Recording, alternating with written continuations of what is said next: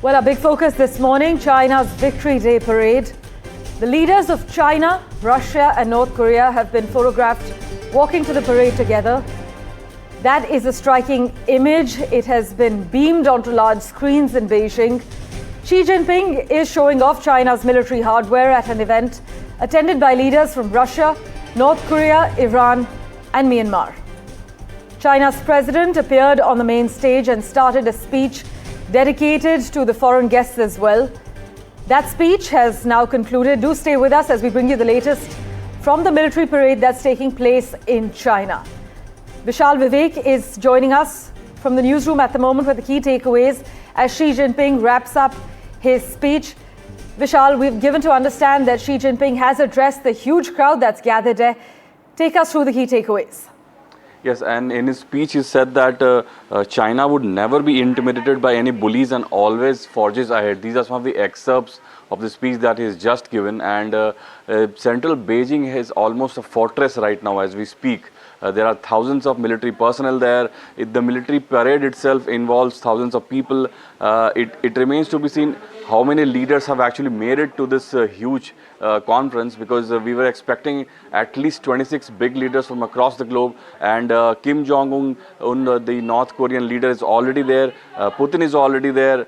He was there for the SCO meet as well. So the three leaders, Putin, Kim and Xi, they have been allies for a long time, but this is the first time that they've been pictured together. This is the first time they've met, congregated together. So that marks a significant moment in the history of geopolitics, because they have been allies, as I mentioned, but how this troika will move forward, that will have to be seen.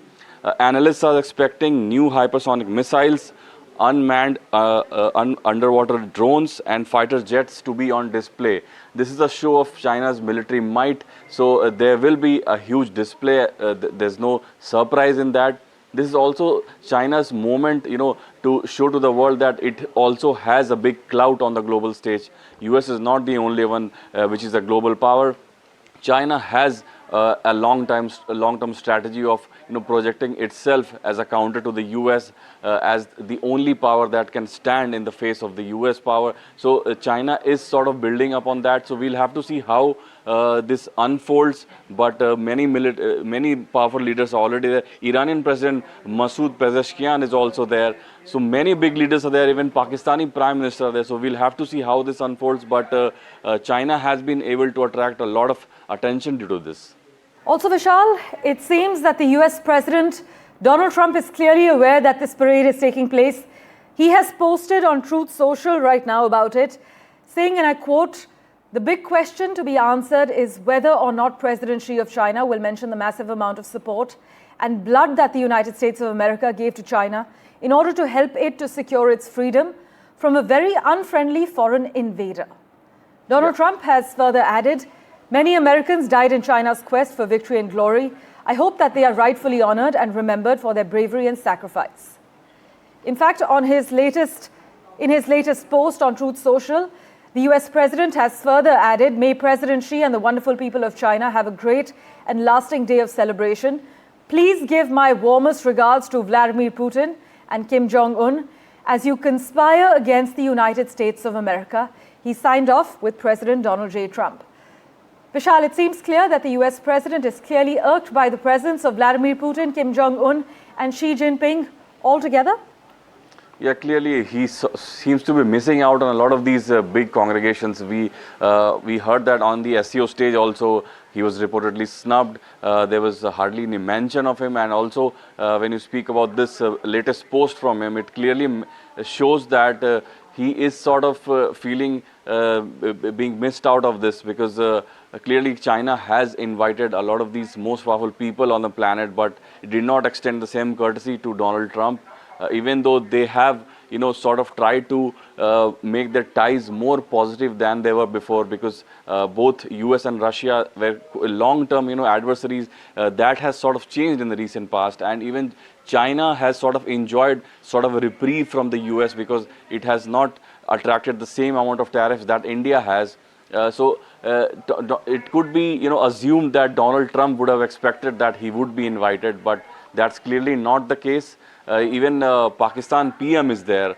So he would be irked, as you rightly mentioned, by this huge congregation. But China is in itself a huge power. It has one of the biggest, it has the biggest navy in the world, by far the 200, it's some analysts estimate it's 200 times more powerful than the navy of the US. So that gives you a scale of how powerful China actually is. So this is an opportunity for China to, exert its influence on the global stage, and it's rightly doing so.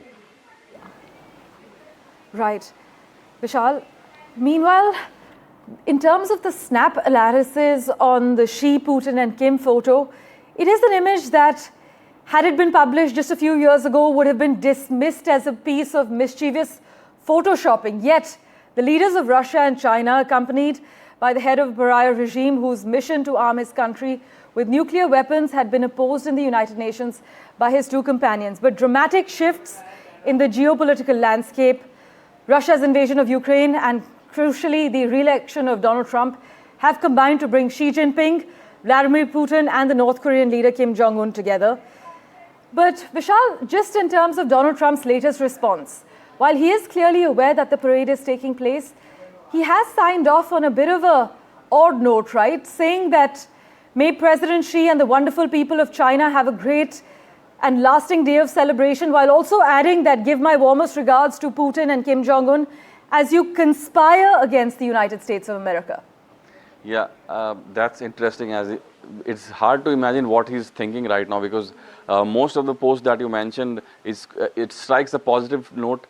He's congratulated China on the big victory, because as we all know, historically the end of World War II sort of started at the same time when the Japanese were defeated on September 2nd, 1944. So that will he's trying to congratulate China on that, because end of World War II also signified China's victory, and US had helped in that cause, because US troops were fighting against the Japanese troops in the Pacific. So this is a significant moment. He's trying to cater to the historical context here, but at the same time, he's also bringing in the new context, which is, this new global order that we've been talking about, that's been sort of propelled by a lot of these new developments. Trump walking into the White House for the second time, these new tariffs, which has brought in this new, trifecta of power in the world, which constitutes of PM Modi, President Putin and President Xi Jinping that we saw at the SCO. So everything seems to be in motion at the moment.